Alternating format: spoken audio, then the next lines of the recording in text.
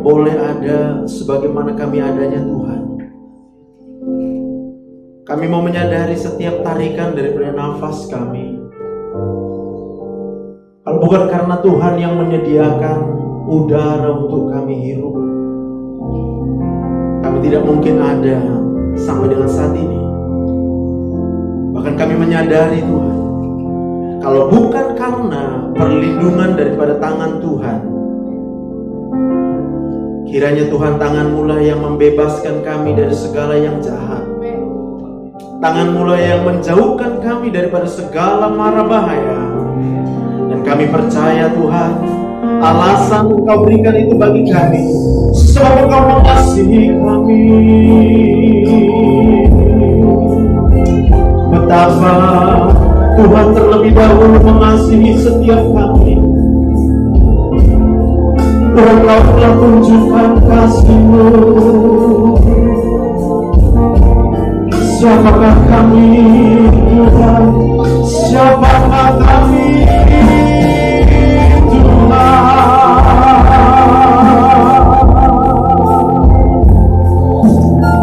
Dan biarlah pagi ini kami boleh merasakan kembali betapa cinta Tuhan buat kami,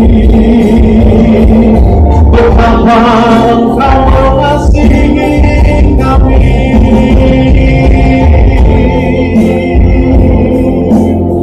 Haleluya, haleluya.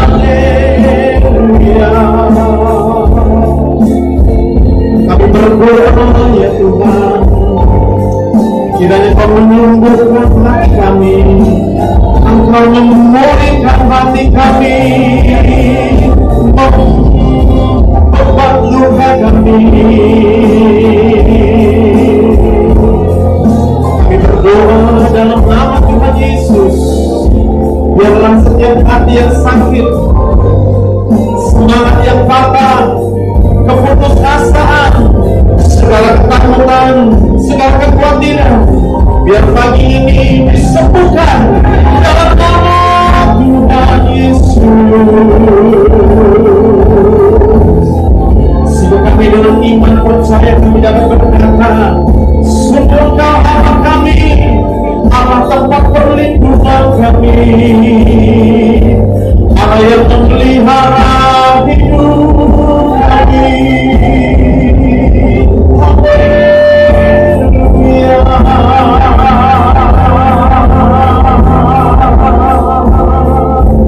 Mari buka hati kita, biarkan Roh Kudus bersama hatimu.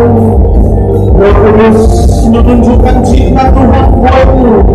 Roh Kudus memberitahukan kepadamu sebagaimana Engkau telah diampuni segala dosa dan kesalahanmu dalam nama Yesus. Haleluya.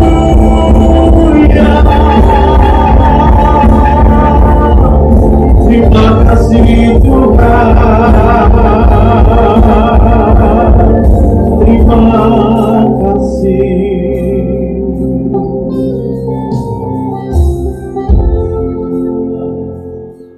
Biarlah segala pujian, hormat dan kemuliaan itu hanya kami persembahkan kepadamu Tuhan. Setiap ucapan syukur kami, semuanya itu hanya kami persembahkan buat Tuhan. Dan pagi ini kami berdoa, biarlah kiranya Bapa berbicara bagi setiap kami, sebab kami telah membuka hati kami. Dan kami tahu Tuhan, firman-Mu itu akan menyembuhkan setiap kami. Firman-Mu itu yang akan memulihkan setiap kami. Dan kami pulang tidak akan pernah sama seperti kami datang. Kami pulang sebagai orang-orang yang telah dimenangkan oleh Tuhan, orang-orang yang dicintai oleh Tuhan. Dalam nama Tuhan Yesus, semua kita yang siap diberkati Tuhan, sama-sama kita katakan amin. Amin. Tepuk tangan yang meriah buat Tuhan. Haleluya. Mari silakan duduk Bapak Ibu dikasih Tuhan.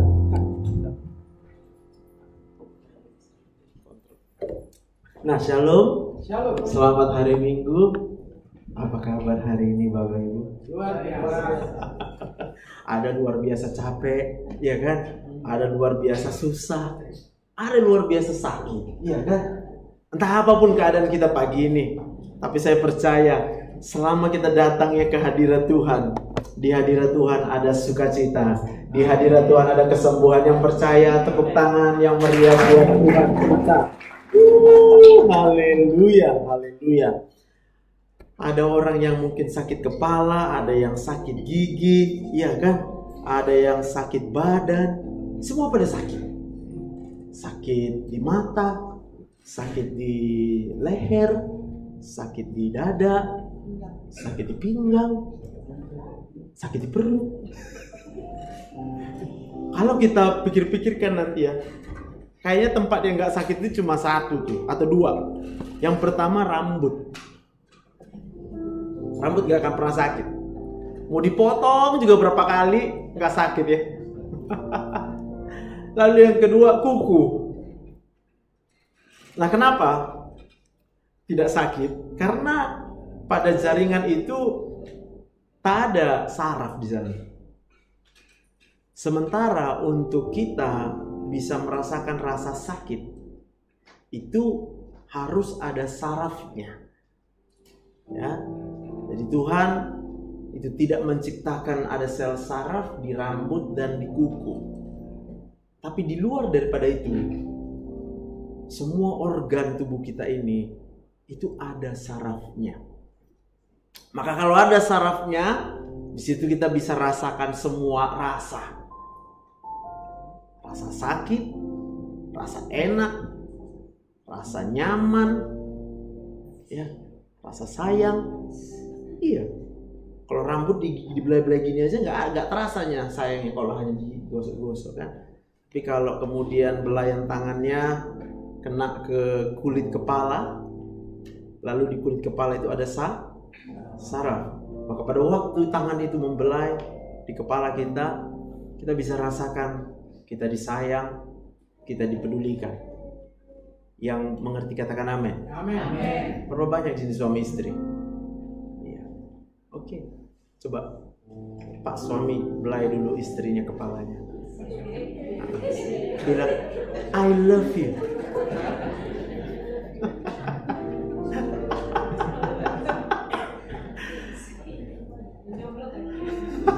Yang jomblo, nanti ada bagian yang jomblo. Sebab banyak juga faktanya yang udah berkeluarga nggak bisa bahagia. So ketika ada yang belum berkeluarga nggak bisa bahagia, yang jomblo-jomblo akan tertawa, rasakan, ya kan? Buat kita nggak masalah itu, mau nggak menikah itu nggak masalah, percaya Bapak Ibu, itu tidak akan pernah jadi masalah, selama kita paham mengerti kebenaran. Dan kadangkala karena kita nggak mengerti akan kebenaran itu, kita jadi sakit. Nah itu sebabnya tema yang saya bawa hari ini, boleh tunjukkan slide-nya ya. Hati yang gembira adalah obat yang manjur. Amsal 17 ayat 22. Jadi jangan bilang ini dari saya. Bukan. Aku nggak tahu buat ini. Yang ku tahu ini dari Alkitab, dan yang kita tahu Alkitab itu dari Tuhan. Katakan amin. Amin. So ini obat. Obat untuk apa? Supaya kita sehat. Dan itu bukan dari dokter, tapi dari Tuhan kebenarannya. Hanya bagaimana caranya supaya kemudian kita ketika sakit lalu jadi gembira? Ya, Bapak Ibu, ini misteri yang nggak tahu gimana cara memecahkannya sebenarnya kalau kemudian kita memikirkan secara manusia. Kalau yang kita lihat itu adalah yang di sekeliling kita, apalagi yang paling dekat dengan kita ya. Istri lihat suami, suami lihat istri. Udah ada anak nanti orang tua lihat anak-anaknya. Atau demikian juga anak-anak lihat orang tua. Lalu kemudian juga nanti kalau ada yang sekolah, anak-anak lihat teman-temannya, lihat gurunya. Yang kerja di kantor juga gitu, jadi karyawan ataupun jadi atasan, jadi bawahan, sama semua. Yang dilihat sekitarnya Kalau kemudian kita benar-benar menyadari, nanti kita cuma bisa bilang kayaknya semua jadi sumber kecewa deh. Dan oke, ya udah kita berharap lah supaya teman kita nolong kita ya. Tapi faktanya nggak kunjung datang untuk pertolongannya. Yang ada malah kita tambah kecewa dan kecewa dan kecewa. Lalu kemudian kita jadi tambah sakit. Bahkan, mohon maaf ya, saya juga dokter. Saya juga menemukan bahwa datang ke dokter pun tidak menjamin kita sembuh dan sehat. Kenapa? Karena dokter juga manusia. Satu-satunya yang dapat menyembuhkan kita adalah hati yang gembira, hati yang berbahagia, hati yang penuh dengan sukacita dalam Tuhan. Katakan amin. Amin. Oke, kita masuk agak-agak dalam pelajarannya, iya kan? Supaya kita bisa makin paham dan mengerti. Ini otak kita. Kurang jelas di slide-nya ya. Jadi otak kita itu, kalau kita berpikir itu di sini, ini bagian yang kayak cacing-cacing nih. Ya, ini otak luar. Itu kita berpikir di situ. Hitung-hitungan di situ. Lihat terang, gelap, yang tahu itu otak. Kemudian lihat orang buat yang benar atau yang salah, yang tahu itu yang putih ini. Oke. Lalu kemudian apa yang kita lihat, kita dengar, kita rasakan itu akan disampaikan ke bagian yang merah-merah ini, sama yang hijau-hijau, sama yang putih terakhir keriting di sini. Sebutlah namanya basal ganglia, amigdala, hipokampus. Oke. Organ ini akan kemudian bisa peka terhadap perasaan. Semua punya perasaan ya. Cuma kadang kita sering nuduh orang ya, gak ada perasaan kau. Sebenarnya dia bukan gak ada perasaan Bapak Ibu. Ini udah rusak. Amigdala, hipokampus, sama basal ganglia udah rusak. Maka kita bilang dia gak ada perasaan kau. Mana mungkin Tuhan menciptakan ada orang pakai perasaan, ada orang nggak pakai? Mengerti, katakan amin. Jadi suami punya perasaan, istri pasti punya perasaan. Jangan pernah lagi ngomong nggak punya perasaan kau sama aku. Tobat. Okay. Lalu kemudian kalau apa yang kita pikirkan itu adalah hal-hal yang negatif, maka saya katakan di sini, seluruh pikiran dan perasaan negatif. Nah, ini kabar yang baik sekaligus juga bisa jadi kabar yang nggak baik. Yaitu Tuhan menciptakan ini pikiran dan perasaan nggak bisa dihapus. Katakan tidak bisa dihapus. Mau sampai gimana pun nggak bisa dilupakan. Sekali kita ingat, sudah ingatlah itu.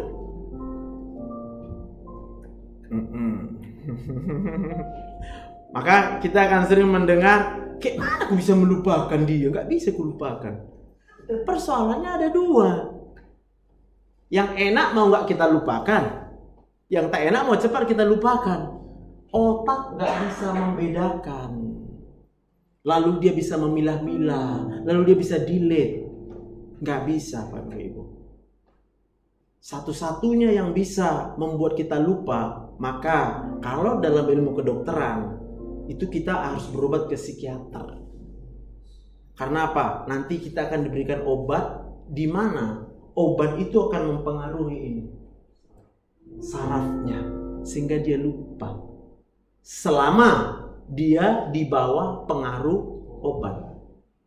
Nah, obat itu nggak mungkin seumur hidup mengalir. Dia harus dimasukkan semua sesuai dengan dosis yang dibutuhkan.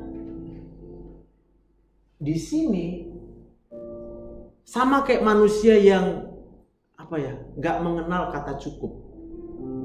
Maka satu hari mungkin dosisnya awalnya cukup 1 tablet. Nanti setelah sebulan, kayaknya nggak terasa. Aku udah mulai ingat lagi semua yang jahat-jahat.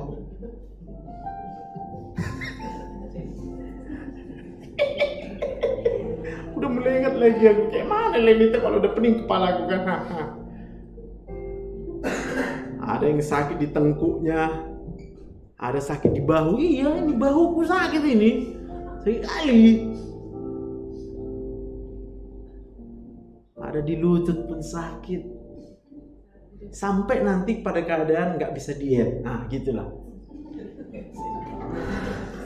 Sorry ya Pak.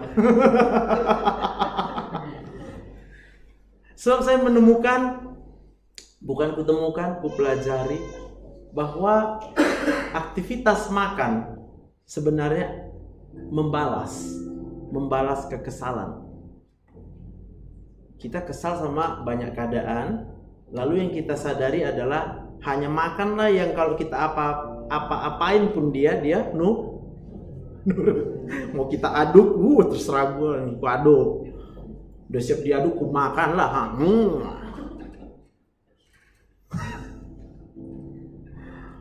Lalu harus dibuang, oke buang.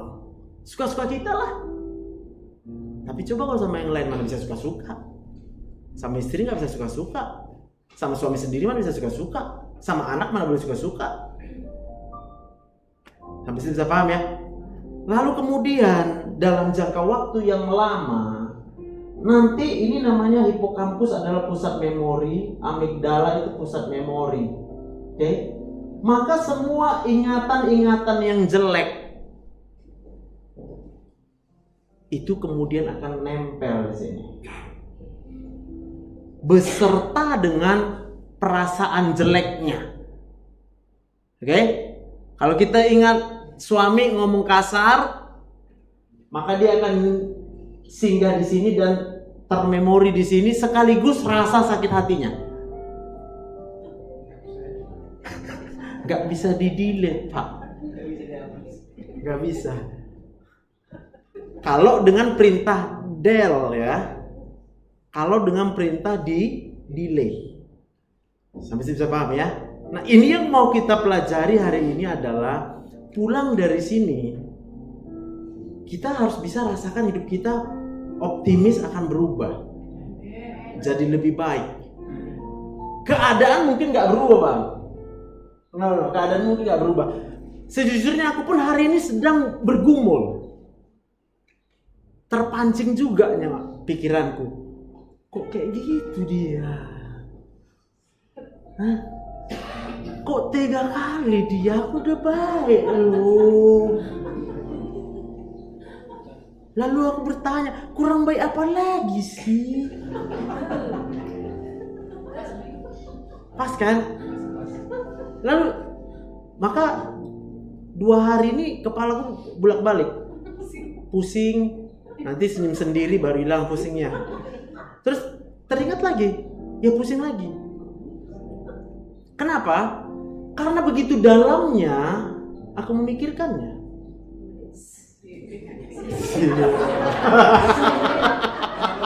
Dalam ya.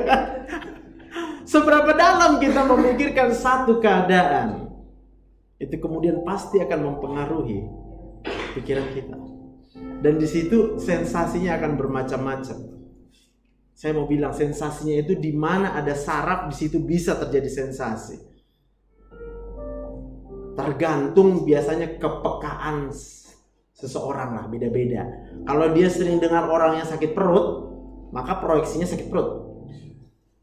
Kalau dia sering gabung dengan contoh ibu-ibu yang rajin banget bekerja, saking rajinnya semua tulang-tulangnya sampai sakit, udah nggak kerja pun dia tapi tulangnya sakit.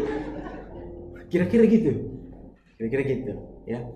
Maka tidak jarang sebenarnya laki-laki jarang yang kemudian mendapat keluhan seperti ini, tapi bukan karena mereka ketemu jalan yang pas. Yang ada laki-laki itu lebih sering pelariannya.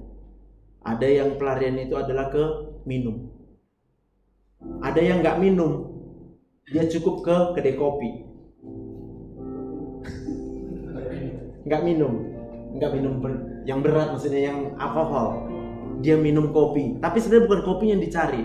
Karena kalau kopinya biasa dimarahi juga sama istrinya. Kalau minum kopi aja di sini pun bisa katanya. Dan faktanya Bu ya, kalau istri ngomong gitu sama suami, tahu nggak? Tambah sakit dia.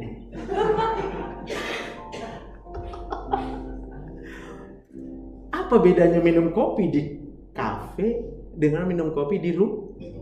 Nah, kalau minum kopi di kafe, tinggal duduk, diperhatikan, apapun yang terjadi, nggak usah repot-repot. Kalau di rumah, di situ gula. Ada matamu? Ada. Ada tanganmu? Ada. Kau tuanglah gula itu ke gelas, kira-kira gitu. Itu versi paling kejam, tenang. Ada versi yang di bawahnya. Versi yang di bawahnya adalah suaminya duduk, lalu kemudian istrinya buat kopi. Nah, ini kopimu. Dah, istrinya sibuk membersihkan lagi yang lain, ngurus anak. Lalu suami bengong, merasa nggak ada tuh. Sementara kalau dia ke kafe, sekalipun mungkin dia duduk sendiri, dia masih bisa lihat orang lain yang duduk-duduk sendiri, iya kan? Sama kita. Aku di rumahku pun nggak mau dikawani suamiku biar kopi. Aku yakin siap ini ibu-ibu yang marah sama aku. Tenang. Karena memang istri diciptakan Tuhan menjadi penolong.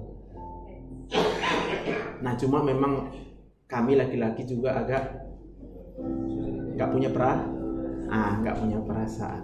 Oke? Nah nih, jadi kalau nanti ini sampai rusak, udah, yang amigdala, hipokampus dan basal ganglianya rusak, itulah kita sebut orang yang nggak punya perasaan lagi. Yang ada perasaan pada dia hanya yang negatif.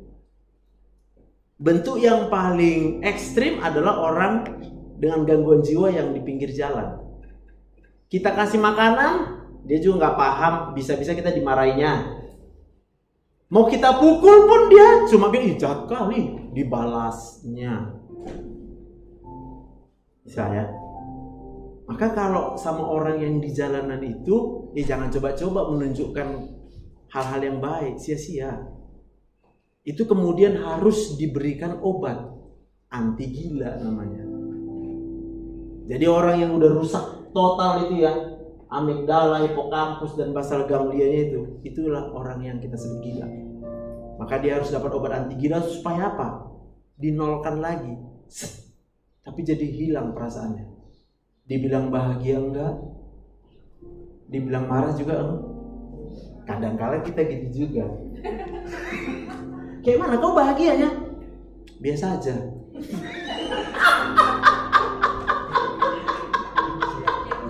Ini udah nyaris-nyaris nih kalau udah bilang biasa aja. Lu bisa bayangin nggak tuh ya? Aduh, kayak mana ya aku bilangnya? Nah, kemarin malam anakku tiba-tiba masuk ke kamar. Ini masih kelas 4 SD. Lalu dia datang dengan membawa gatal di tangannya. Pak, gatal tanganku. Aku mulai tengok, oh tangan gatal. Mana lagi yang gatal? Ini di belakang di belakang lutut gatal. Mana lagi? Ternyata dia banyak gatal. Terus aku tanya, kamu lagi ngapain? Kerjakan PR. Lalu aku cuma tanya, kamu senang nggak mengerjakan PR? Payah, Pak. Dia bilang apa? Payah. Terus aku bilang, itu gatal karena kamu sedih punya PR. Jadi kayak mana? Aku mau dimarahin ya. Jadi kayak mana? Ya sabar dulu, sabar. Terus aku bilang, coba kau tarik nafas. Dia tarik nafas. Kau masih hidup enggak? Ya masih lah katanya. Makin kena marah, Wak. Tapi aku ingat, aku harus ya. Lalu aku bilang, gak apa-apa, tarik lagi yuk. Ya udah masih hidup. Lalu aku tanya, siapa kasih nafas sama kamu? Ya Tuhan lah. Kenapa Tuhan kasih nafas sama kamu? Banyak jawaban, entah apa-apa jawabnya. Supaya aku hidup lah, inilah semua jawabannya egois. Cuma dari sisi dia. Papa tanya, pemberi nafasnya kan Tuhan. Kamu tahu gak apa alasan Tuhan kasih kamu nafas? Apa pikirannya Tuhan? Ku bilang. Dia gak tahu. Papa kasih tahu aja. Aku bilang, Tuhan sayang sama kamu. Oh, dia mulai berkaca-kaca matanya. Terus aku bilang, kenapa ketika kamu punya banyak PR, cukup kamu ingat aja kamu masih hidup karena dikasih Tuhan hidup. And then kamu bilang, terima kasih Tuhan. Dia diam. Loh kok diam? Aku bilang. Nanti di kamar aku bilang. Di kamar? Kenapa? Aku bilang kan. Malu aku. Aku dalam hati gini. Ya Tuhan. Kayak mana nyaku bapaknya dia? Di depan bapaknya dia malu. Tapi aku terus kemudian untuk sabar. Kenapa? Beberapa waktu Tuhan terus ingatkan 1 Korintus 13 ayat 4. Kasih itu sabar. Satu-satunya bukti tapi nggak perlu melakukan apa-apa. Aduh. Satu-satunya bukti tapi kita nggak perlu buat apa-apa. Buat orang nunjukin sayang sama dia, cuma sabar. Ngeri nggak? Kita nggak perlu buat apa-apa loh. Kita cuma perlu diam, pandangin dia, tapi dengan sabar. Kita nggak perlu angkat tangan tuh. Kadang-kadang mungkin untuk senyum susah, ya udah, datar aja, tapi hati kita sabar. Tunggu dia. Cuma buat sama nih misalnya nih drumnya kelambatan, udah jangan makin didesak, dia bingung. Soalnya dia pun udah kehilangan yang mana yang benar. Masuk ini cepat. Ditengoknya gerakan tangan cepat dia kan. Paham ya? Dia sedang maka orang panik. Yang dia perlukan adalah apa yang bisa buat dia tenang lagi. Maka tim yang lain akan bilang, udah mainkan aja situ. Lanjut. Karena sabar juga berarti, walaupun dia belum berubah, saya akan tetap ada untuk dia. Cukup kita ada untuk dia.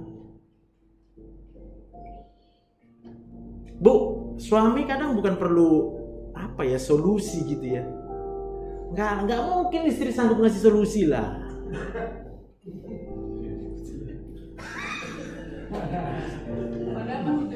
Iya kan, dia udah tahu tuh rasanya berarti. Mana pula mungkin bisa perempuan di rumah ngasih solusi sama kita dengan masalah yang sebesar-besar itu di kantor nggak mungkin lah. Tapi kadang-kala kita nggak dapatkan orang yang bisa mengobati hati kita ini. Ini amigdala ini,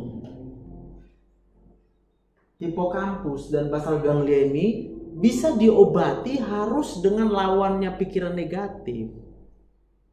Berarti harus kebaikan. Dengan lain kata, kalau kompleksnya itu adalah cinta. Berapa banyak di sini yang merasa dicintai? Nah, iya kan? Takutku baru sadar nih itu. Bisa kebuktikan, bisa kali lah. Tapi harus mau jujur, jangan sakit hati. Kapan kita terlihat sebagai orang yang dicintai? Ya. Kalau kita dicintai, kita bahagia nggak bang? Cukup bahagiamu bang? Yang benar bang.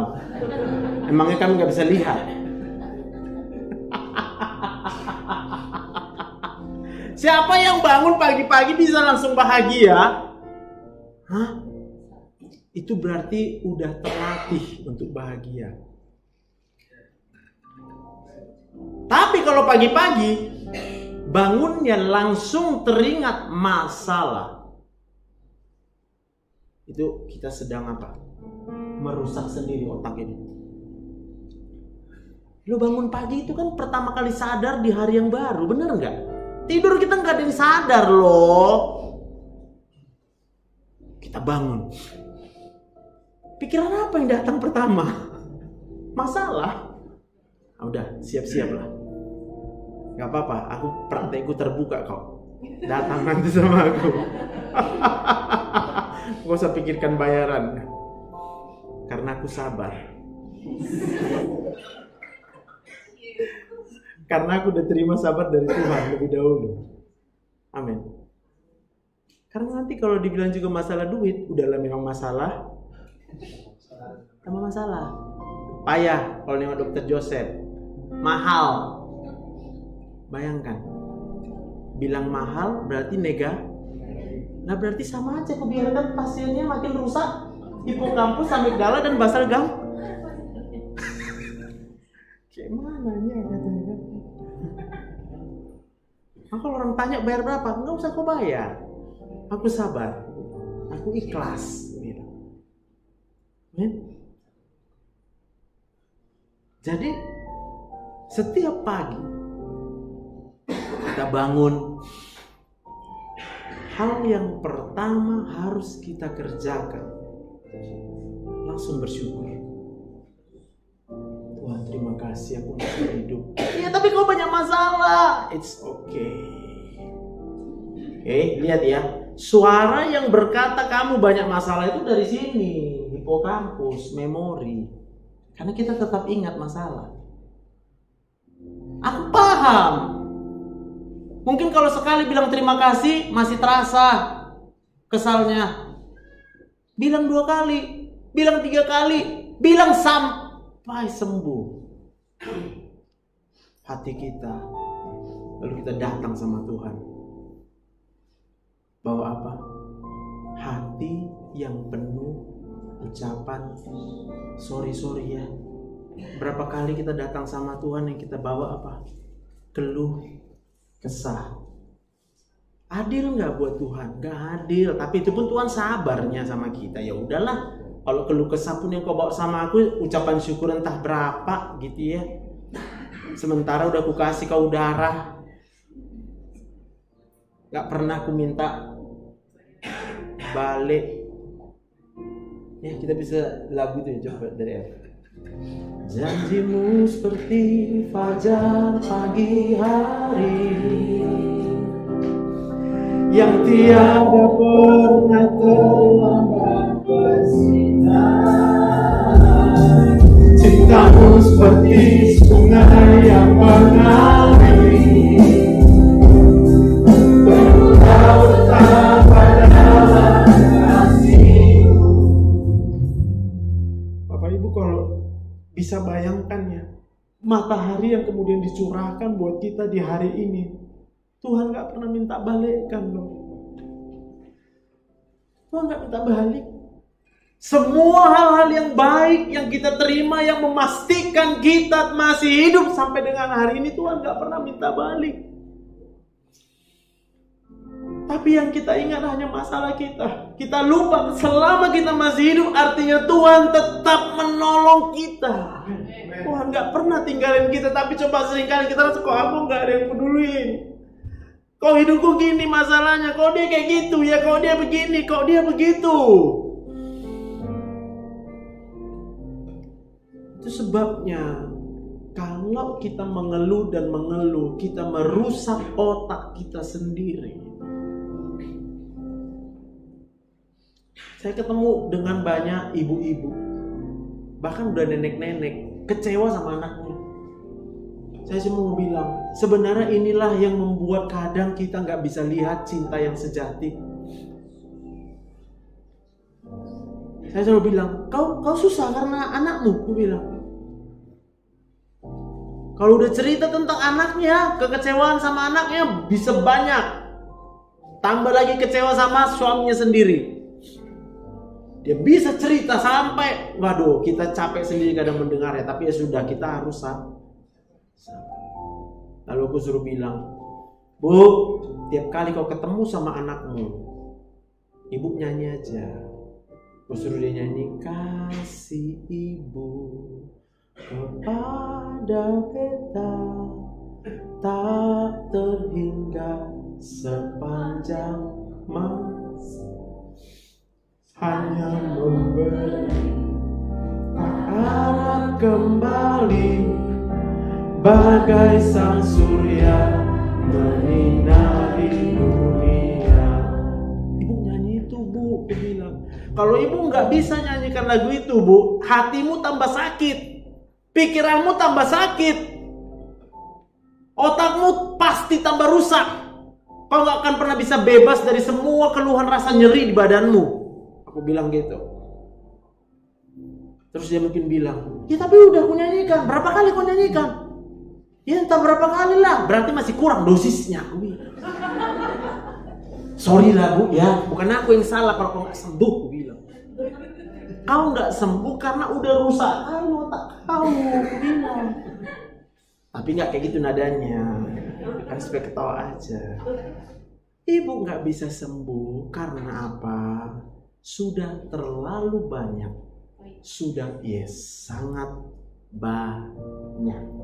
Ini aku tunjukkan gambarannya aja ya. Jadi saraf kita itu terhubung ke semua organ-organ, hati, paru, lambung ini, limpa, ginjal. Gak ada yang gak terpengaruh oleh saraf. Berarti tidak ada yang tidak terpengaruh oleh perasaanmu. Kalau kau gembira, kau sehat. Kalau kita sedih, kita sakit. Coba lihat dari kiri kanan, kasih senyum aja. Katakan, Tuhan mengasihimu.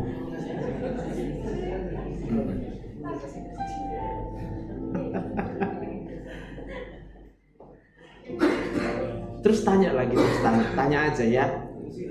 Kamu bisa rasakan kasih Tuhan?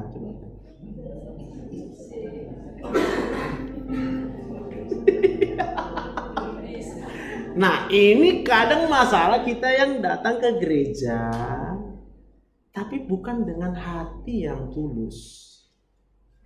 Kita datang ke gereja karena ada maunya. Pasti nggak dapat apa-apa, pasti.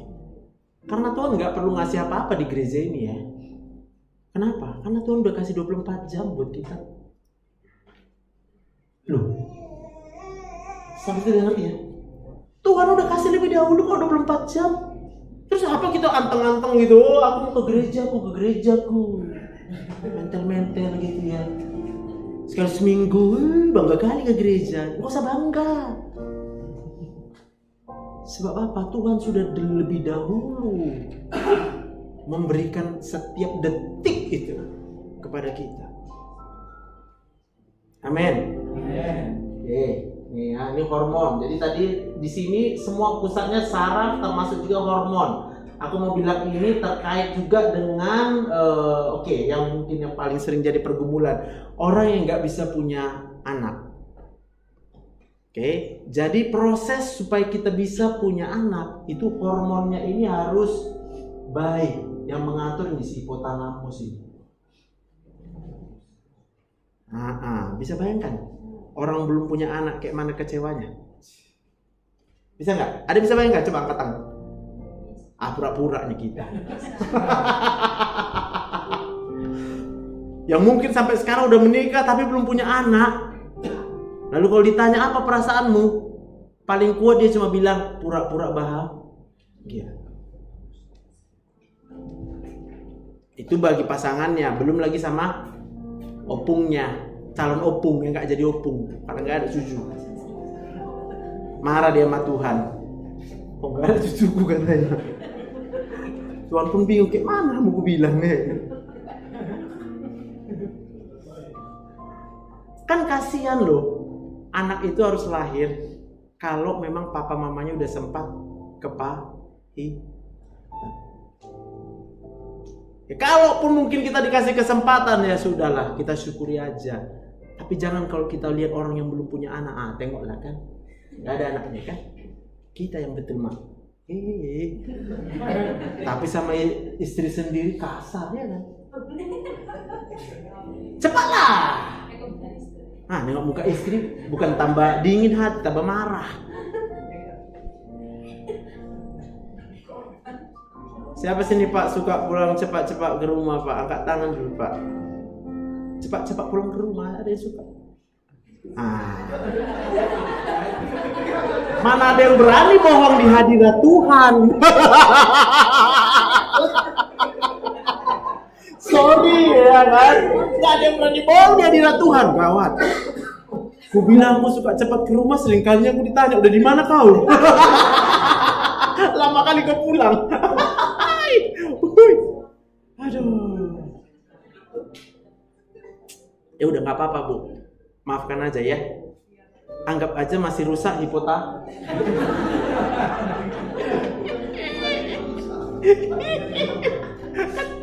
Damai ya Pak. Betul nggak? Istri-istri mungkin saat ini belum bisa memaafkan. It's okay. Cukup punya pemikiran yang baru bahwa iyalah mungkin tanpa disadarinya udah rusak. Kalaupun lupa bilang apa yang ku bilang ini, otaknya bilang gitu aja.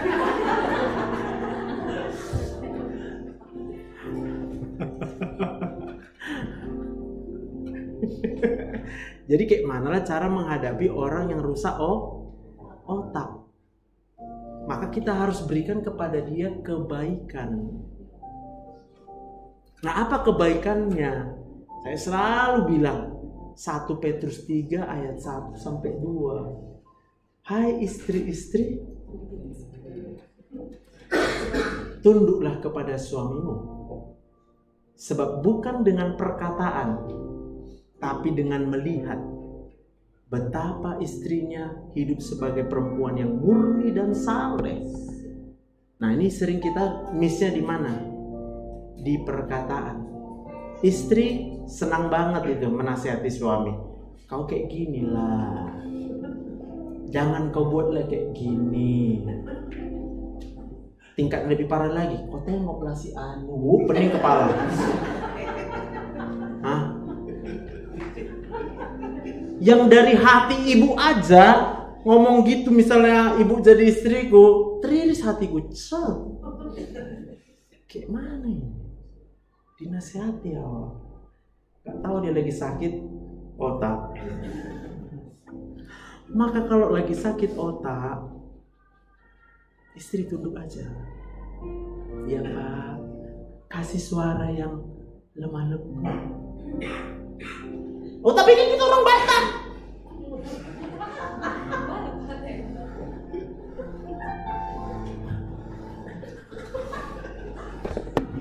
Amsal 15 ayat 1. Jawaban yang lemah lembut meredakan amarah. Itu orang yang rusak otaknya juga disebut banyak amarah di kepalanya. Gak ada yang bisa menyembuhkan kecuali jawaban lemah lembut. Papa udah datang.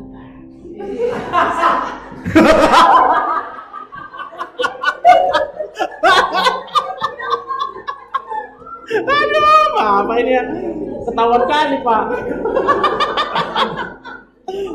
Tapi nggak apa-apa, pulang dari sini harus jadi kayak Pak Sutri yang baru menikah. Katakan amin. Baru menikah, kayak mana rasanya dulu Pak? Bisa Bapak rasakan. Karena tidak ada yang mustahil bagi Tuhan. Modal kita adalah Tuhan. Tuhan terlebih dahulu sayang sama saya.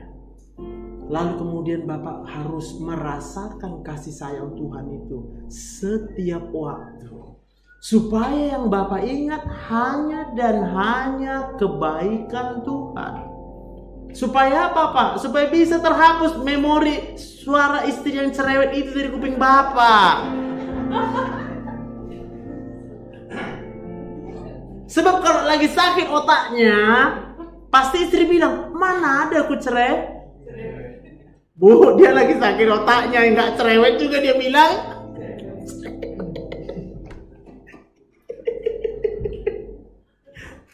Amin. Nah, karena memang yang datang langsung suami dan istri hari ini kalau di kebaktian seperti ini, ya udah aku fair aja kasih langsung 2-2. Tapi yang paling luar biasanya itu ya, tetap yang paling untung banyak memang istri kok. Iya. Karena di ayat yang ke-7 dikatakan kalau suami hidup dengan mengasihi istri dan dengan bijaksana kepada istrinya, menganggap dia sebagai kaum yang lebih lemah, menghormati dia sebagai pewaris tahta kasih karunia, semua dua-duanya dijawab Tuhan. Lah bayangkan aja doa dijawab Tuhan, masuknya kemana? Kan rekening istri. Tepuk tangan untuk Tuhan. Jadi istri-istri, bersiap-siap dari sekarang. Berikan dirimu diobati otaknya. Dengan cara apa? Datang sama Tuhan setiap waktu. Tuhan makasih, masih hidup, makasih, masih hidup, makasih. Sampai bisa terasa bahagianya. Oh ya, tapi kan mertuaku jahat. Masuklah lagi. Penghambat otak nggak bisa sehat. Mertua. Kita apa ya cocok mertua nikahan?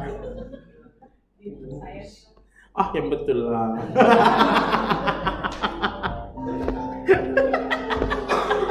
Nanti ece-ece.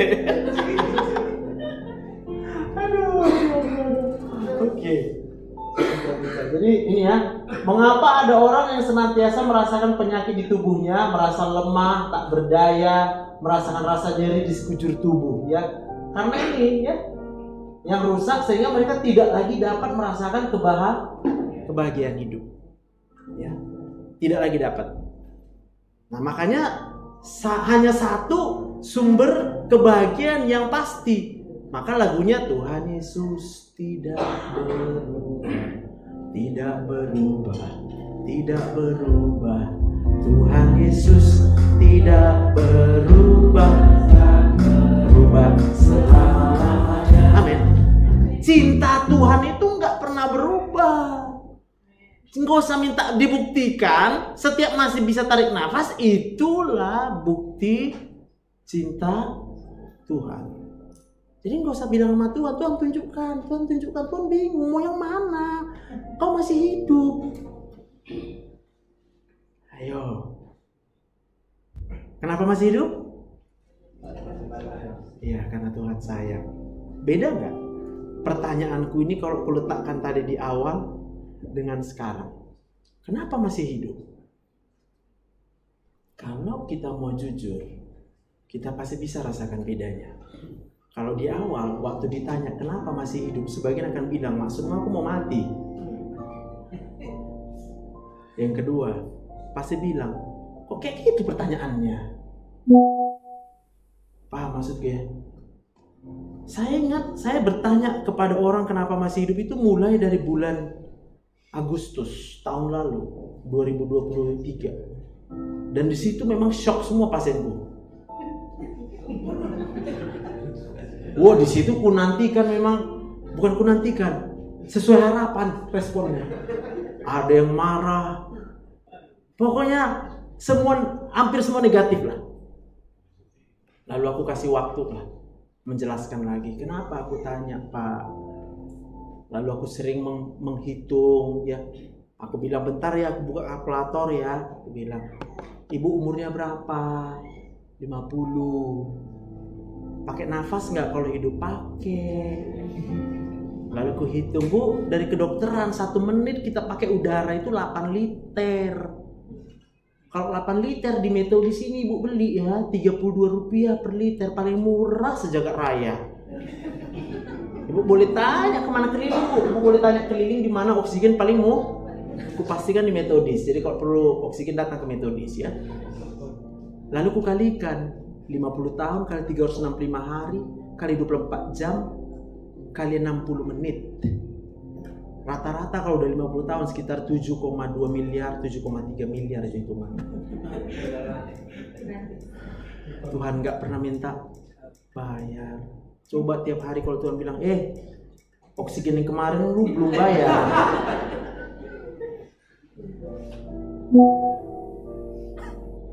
Paham? Maka kalau aku tanya, Ibu kenapa masih hidup? Ibu harus bisa sadar benar. Ibu masih hidup karena Tuhan kasih aja, dan Tuhan gak pernah nuntut ambil loh. Pernah Tuhan tuntut? Gak pernah. Tapi kalau kita mengingat kisah banjir yang terjadi pada masa Nuh, itu Tuhan habis sabar dengan manusia. Sebegitu jahatnya manusia. Tapi aku yakin lah, manusia sekarang bisa bicara lagi dari kemarin. Jumlah manusia dulu dengan sekarang udah berapa? Jahat-jahatnya juga ya udah berlipat-lipat. Tapi apa pernah Tuhan langsung menghabiskan sisi dunia ini? Karena dia udah janji. Pelang, dia bilang, Nuh, kau keluar, kau lihat, pelangi, itu bukti. Aku tidak akan pernah lagi membinasakan. Maka muncul ayat Yohanes 3 ayat 16. Apa itu ayatnya? Karena begitu besar kasih Allah akan dunia ini. Ya. Maka lihat orang yang jahat sama kita, Pak. Kalau belum mampu mengampuni, Pak, jangan ngeyel. Ngeyel itu gimana? Ngeyel itu kalau tiap hari nanya, kok jahat dia sama aku? Hari ini yang datang beribadah ke tempat ini, pegang jawabannya, udah rusak otaknya. Amin. Kalau ada orang yang terus-terus jahat samamu, Pak, nggak usah pikirkan kenapa jahat, kok jahat kali, luar biasa jahatnya. Nggak usah kau pikirkan, Pak, cukup kau bilang, kayak dibilang Dr. Joseph, udah rusak otaknya. Lalu bagaimana kita memperbaiki? Kita harus menggantikan memorinya dari yang jahat menjadi yang baik. Iya. Jadi dinding di belakang kursiku kalau aku praktek, aku pun nggak sadar dia membeli itu. Dia ukiran tangan. Kindness changes everything. Kebaikan mengubah segalanya. Aduh, orang kalau baca awal-awal mungkin nggak paham lah, tapi makin lama dia bisa rasakan kebaikan demi kebaikan. Tapi mau gimana?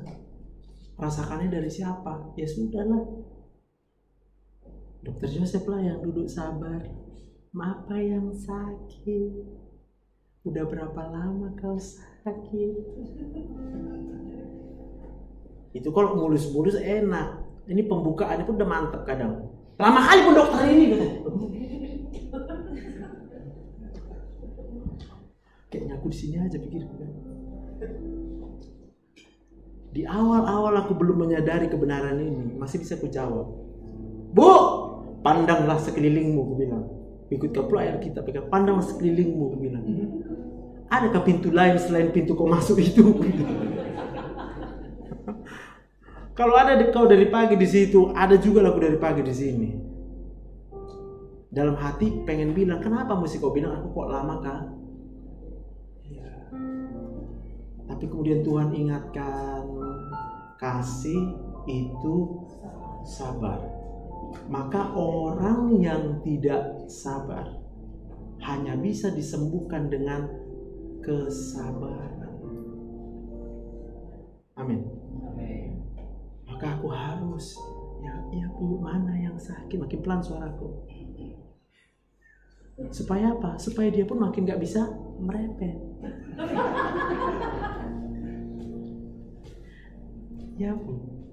Sampai ketok sendiri dia. Hei, itu kan dokter ini gitu. Malu sendiri dia. Dari awal misinya udah mau menghancurkan Dr. Joseph ini. Maka seringkali perawatku nolongin juga. Dia langsung kasih kode, Dok, yang itu udah hektik. Udah mulai panik dia, Dok.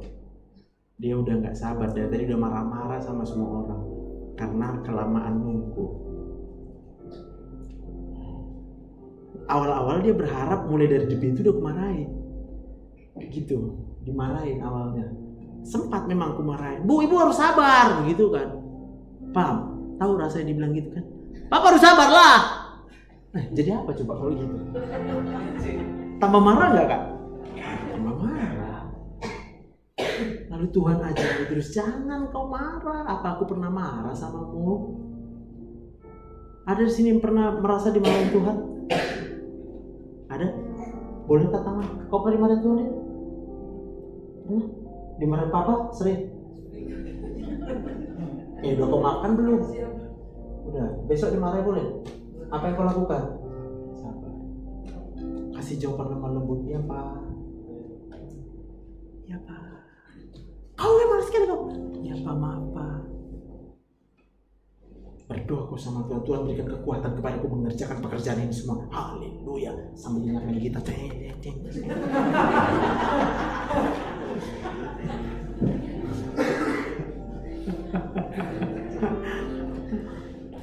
Supaya apa? Orang kalau otaknya bagus, pintar.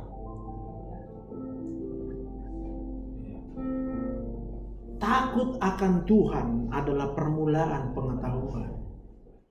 Tapi kalau rusak otaknya, mau gimana pun dikasih, kan pengetahuan ini dari alam semesta ininya. Siapa yang menciptakan alam semesta? Tuhan. Hanya otak yang sehat, yang gembira, yang bisa menerima pengetahuan tentang alam semesta ini. Berbahagialah orang yang lemah lembut, sebab mereka lah yang memiliki bumi. Jadi jangan bangga.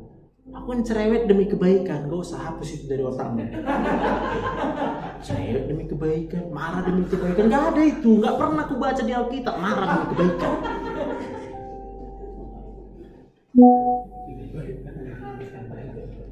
Ya jadi kayak mana kalau anak kita jahat? Kasih contoh. Ya temani dia dalam kejahatan itu, kita bilang jahat. Kan gak jauh-jauhnya sekarang kejahatan anak-anak main HP. Tengoklah, main HP terus. Bu, kau kawani anakmu supaya dia bingung. Dia mau ngapain? Lebih enak main HP atau di samping jangan-jangan lebih enak main pas. Jadi yang salah siapa?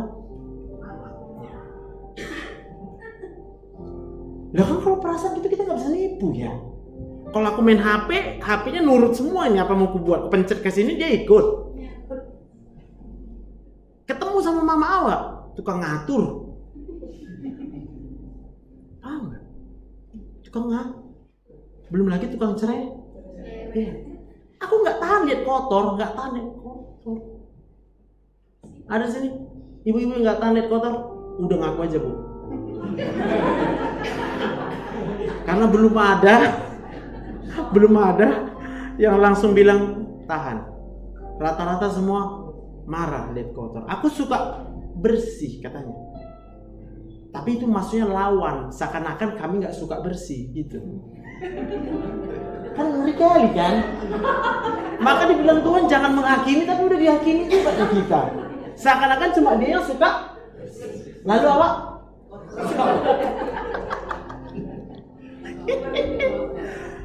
aduh, lalu mengerjakan semua dengan marah mah. Tadi aku mau bilang, kemarahan, nada suara yang tinggi itu adalah tanda tidak sayang. Kalau sayang, nah, enak main HP. Mama maulah, ajarinlah mama. Atau mama, ya udah nggak apa-apa, mama tengok-tengok ya. Kamu mau minum apa? Kasih minum dia lagi main HP. Minum apa? Minum. Mau makan. Supaya apa lo? Otaknya itu bisa kita switch. Yang tadinya dia nyaman dekat HP, dia sadar dia nyaman dekat mama. Tapi kadang kala kita ini orang tua ya, yang kita pikirkan itu yang terbaik sama dia, jago matematika, jago fisika.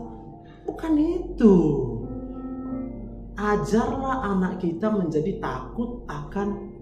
Bagaimana anak yang takut akan Tuhan kalau dia lihat mamanya cerewet, sebab dia nggak pernah ketemu Tuhan itu cerewet.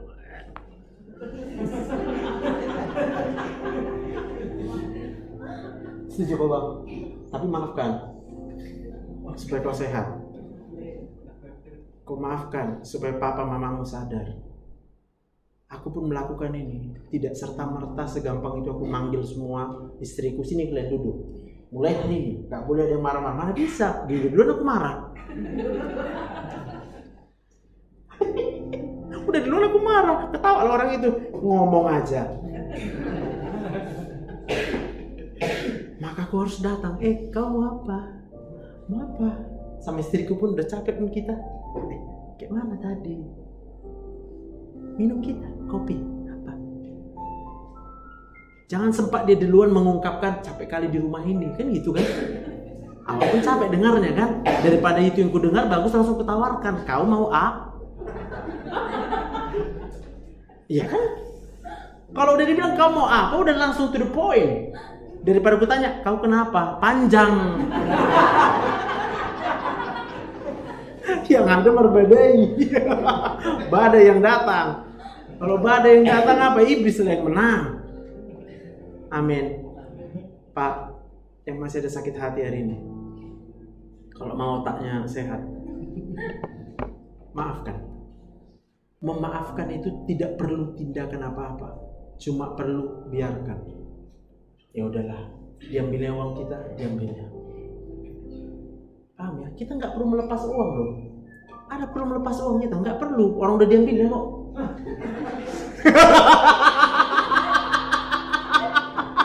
Apa susahnya? Sebenarnya kan bukan mau kita kasih uang sama dia kan? Memang udah di tangan dia nya uangnya. Terus kepikir-pikir, uangku itu. Stres Pak. Kalau kau stres Pak, yang rusak otakmu. Dan kalau yang rusak otak kita, apa yang terjadi? Kita tidak bisa merasakan kebaikan Tuhan. Karena otak kita udah negatif. Kalau nggak bisa rasakan kebaikan Tuhan, ya jadi apa? Sehat nggak mungkin. Mau jadi kaya apa lagi?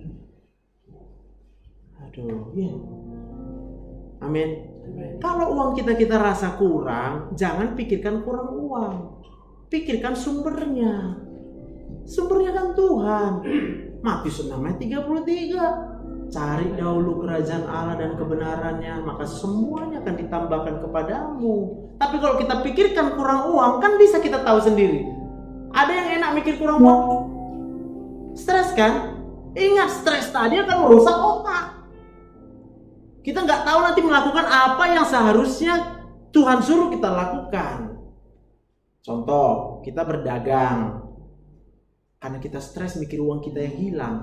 Tiap nengok orang, gak bisa kita bohongi. Kita pasti pahit loh. Ini berapa? Bisa segini. Modalnya gak cukup. Paham ya? Kita anggap semua orang itu jahat jadinya. Orang nanya bagus-bagus kok, bisa kurang. Namanya bukan di mall. Satu, namanya juga gak ada harga yang tertulis. Emang ada tertulis itu harganya 20.000 ditempel. Kita juga nggak bodoh. Tinggal buat di depan sana. Harga pas. Udah kalau ditanya nggak perlu jawab. No. Bapak sehat? Gitu nanyanya. Ibu apa kabar? Iya tapi harga bisa kurang.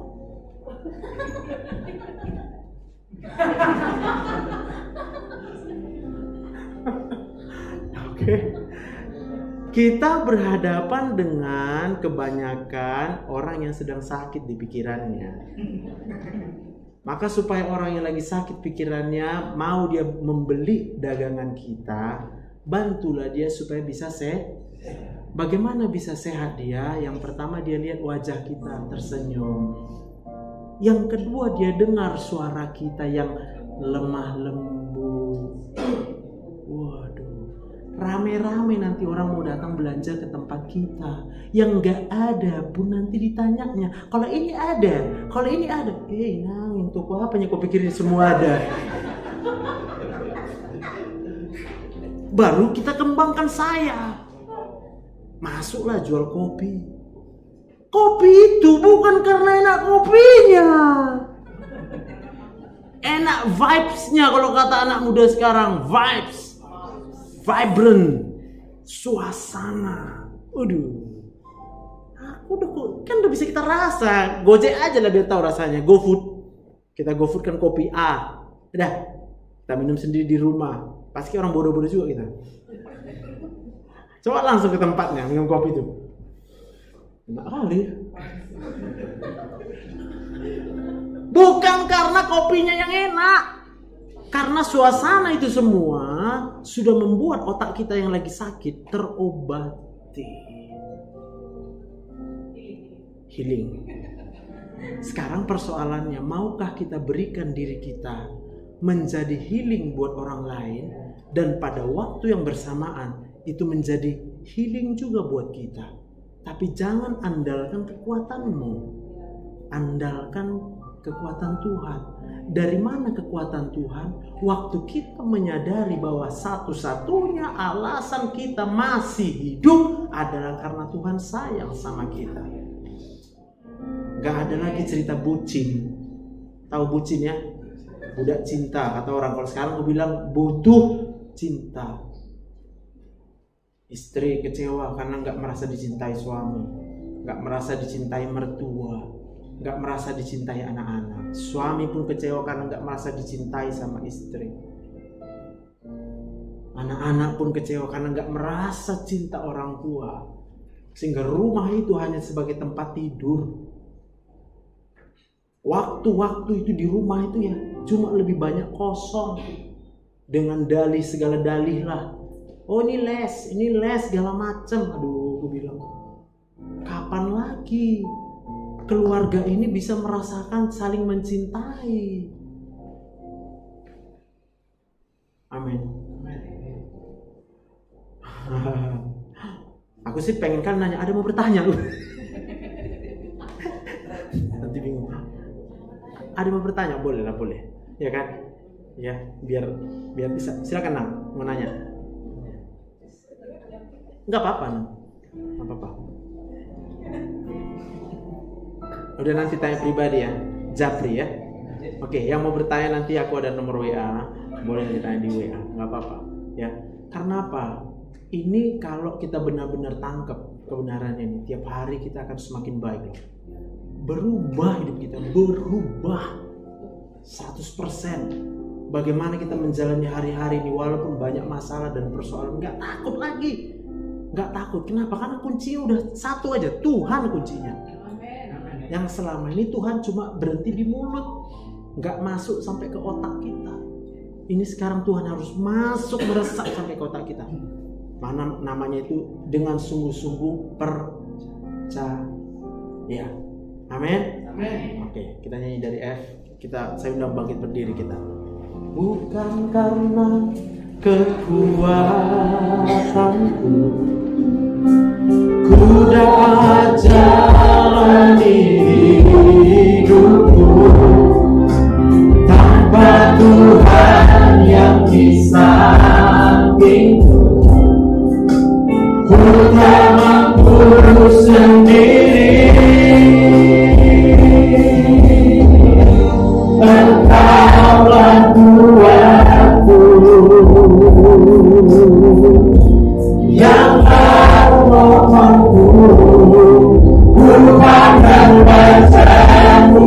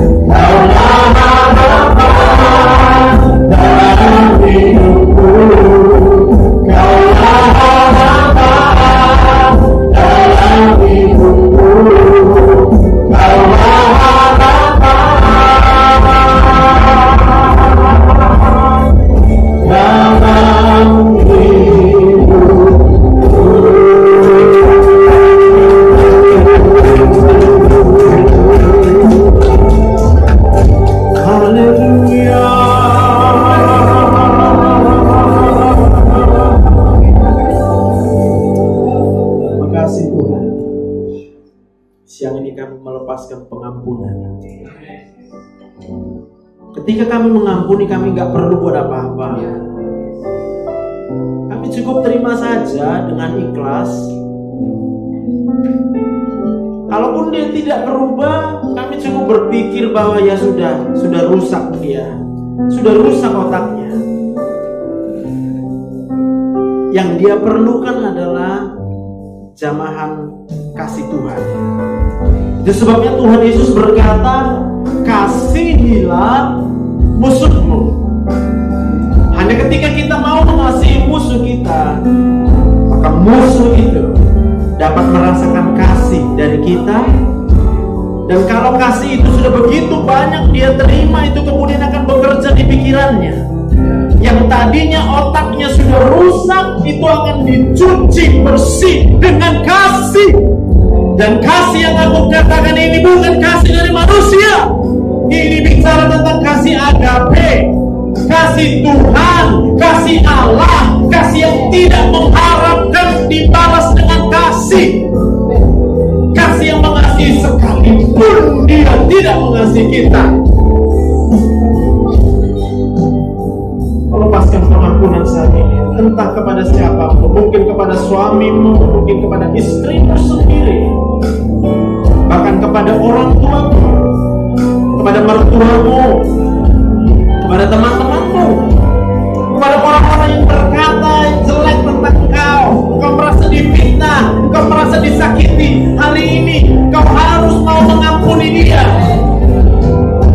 sebab Tuhan terlebih dahulu mengampuni diri itu. Terimalah kasih pengampunan dari Tuhan. Dia tidak tahu apa yang dia perbuat. Perkataan Tuhan Yesus, ya Bapa, ampunilah dia sebab dia tidak tahu apa yang dia perbuat. Dengan lain kata, ya Tuhan, ampuni dia sebab otaknya memang sudah rusak. Lalu kita tanya sama Tuhan, apa yang harus aku lakukan? Tuhan katakan, ampuni musuhmu, kasih musuhmu, beri dia makan ketika dia lapar, beri dia minum ketika dia haus. Sebab dengan demikian engkau sedang menaruh bara api di atas kepalanya.